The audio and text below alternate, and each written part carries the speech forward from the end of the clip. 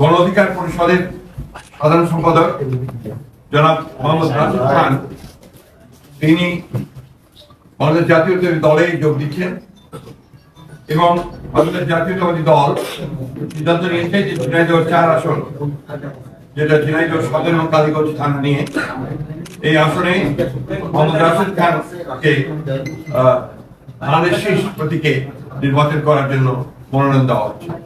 এটা আপনারা আমাদের দলের সিদ্ধান্ত, এটা আমি আপনাদেরকে জানালাম।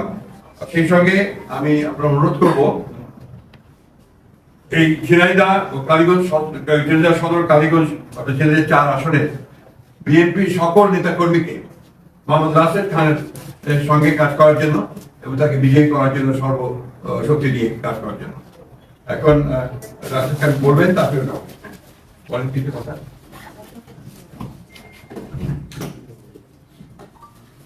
আসসালামু আলাইকুম। বাংলাদেশ জাতীয়তাবাদী দল বিএনপির সংগ্রামী মহাসচিব, তাকে অসংখ্য ধন্যবাদ।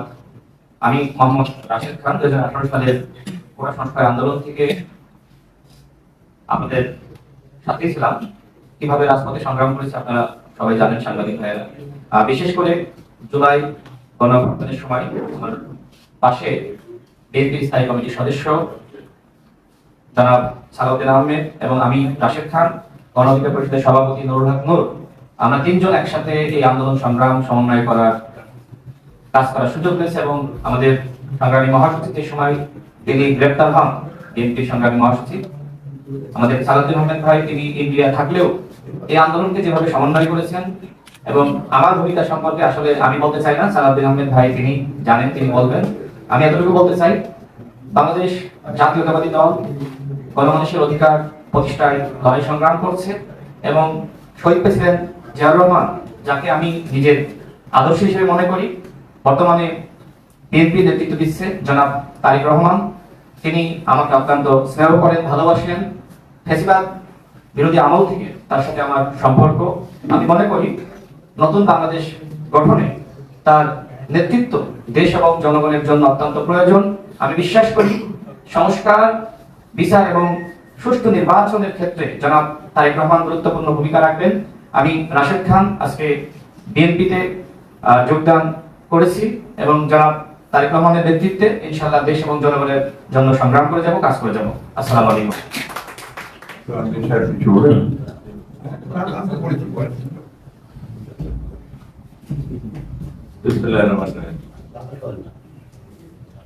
জনাব রাশেদ খান, তিনি গণ অধিকার ছাত্র অধিকার পরিষদ থেকে শুরু করে গণ অধিকার পরিষদ পর্যন্ত তার যে যাত্রা এবং বিশ্ববিদ্যালয় কেন্দ্রিক যে ছাত্র আন্দোলন গড়ে উঠেছিল, তার যে সাহসী ভূমিকা, তাতে দেশের ছাত্র সমাজের দাবি মানতে তৎকালীন স্বৈরাচারী সরকার বাধ্য হয়েছিল। সেই ভূমিকায় রাশেদ খানের নাম আমাদের ইতিহাসে জল থাকে। গণ অধিকার পরিষদের সভাপতি নুরুল হক নূর এবং রাশেদ খান বিগত 24 ছাত্র গণ অভ্যুত্থানে যে সাহসী ভূমিকা রেখেছে তা আমি জানি, তার মুখেও শুনেছেন।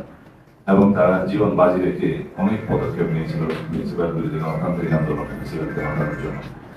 সেই অবদান ইতিহাসে লিপিবদ্ধ থাকবে।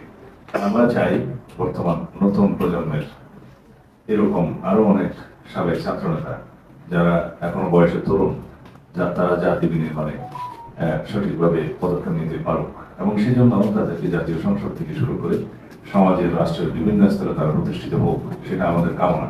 আমরা আগেও বলেছি অনেকবার, আগামীর বাংলাদেশ হবে মেধাভিত্তিক, জ্ঞান নির্ভর, প্রযুক্তি নির্ভর বাংলাদেশ। এবং সেই ক্ষেত্রে এই স্লোগানকে শুধু স্লোগানের মধ্যে না রেখে কার্যকরভাবে আমরা যাতে তারুণ্যের ভাবনাকে ধারণ করতে পারি এবং মেধা ও প্রযুক্তি নির্ভর, জ্ঞান নির্ভর বাংলাদেশ করতে পারি, সেই লক্ষ্যে আমরা রাশেদ খানকে আমরা স্বাগতম জানাচ্ছি, অভিনন্দন জানাই আজকে তার এই সিদ্ধান্ত। আশা করি রাশেদ খান জনসমর্থন নিয়ে জাতীয় সংসদে প্রতিনিধিত্ব করতে পারবেন ইনশাআল্লাহ।